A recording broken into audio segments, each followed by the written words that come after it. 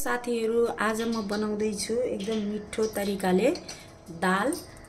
त्यसको लागि मैले लिएकी छु मिक्स दाल, अरहरको दाल र थोरै हरियो मुङ दाल लिएकी छु र बनाउने तरिका हेरौं है साथीहरु। पहिला राख्ने यसमा 1 चम्मच घिउ, त्यसपछि तपाईसँग जीरा मेथी जे पनि छ त्यो अलिकति यसमा हाल्दिनुस्। तेल घिउ ताते कि तातेन हेर्नको लागि। त्यसपछि राख्दिनुस् थोरै प्याज,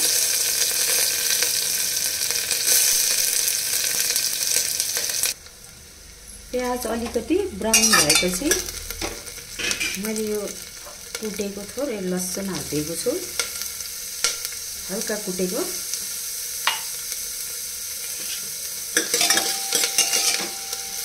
लसुन पनि अलिअलि ब्राउन भएपछि एउटा टमाटर, मसिनो गरेर काटेको एउटा टमाटर राखिदिनु।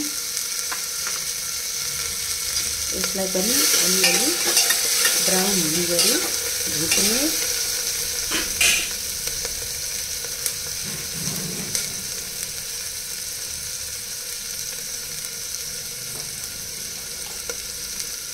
त्यसपछि राखिदिनु हल्दी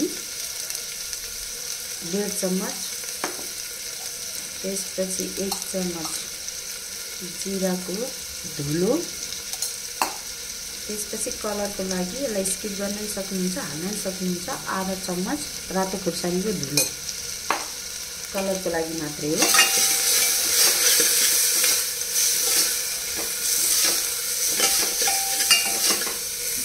एकछिन यसलाई भुट्ने।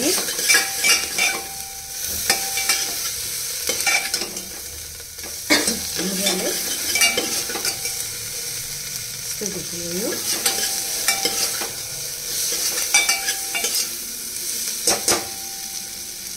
अब राखिदिनुस् दाल।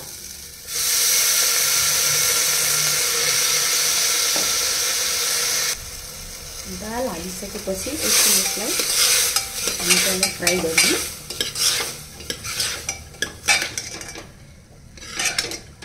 धेरै टाइम गर्नु पर्दैन, एकैछिन।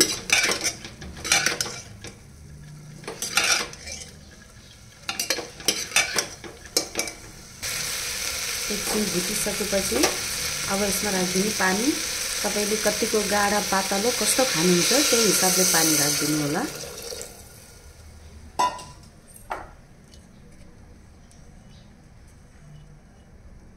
अनि राखिदिनुस् नुन। दालको क्वान्टिटीको हिसाबले पानी कति राख्नु भएको छ त्यही अनुसार नुन राखिदिनु होला। अनि लगाइदिनु कुकरको ढक्कन। 3 सिटी आएपछि यसलाई बन्द गर्दा ठिक्क हुन्छ। ल हेर्नुस् साथीहरु, दाल यस्तो बनेको छ। मैले यसलाई अर्को भाँडामा ट्रान्सफर गरे कुकरबाट। तपाईले जतिको गाढा खान चाहनुहुन्छ या त पातलो खान चाहनुहुन्छ त्यो स्टाइलले राख्न सक्नुहुन्छ। अब यसलाई रोटी, दाल, रोटी, चामल जेसँग नि सर्भ गर्न सकिन्छ। जेसँग मन लाग्छ त्यहीसँग खान सक्नुहुन्छ। हेर्नुस् दालको क्वान्टिटी। दाल राइस, दाल रोटी।